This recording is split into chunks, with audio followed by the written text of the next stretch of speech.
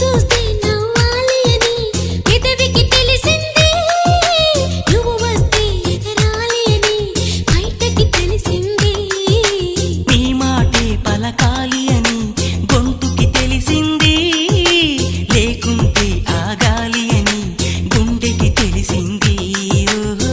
జరగంది జరుగుతున్నది, జరిగేది తెలియకున్నది, తెలిసింది గొప్పగున్నది అంతే.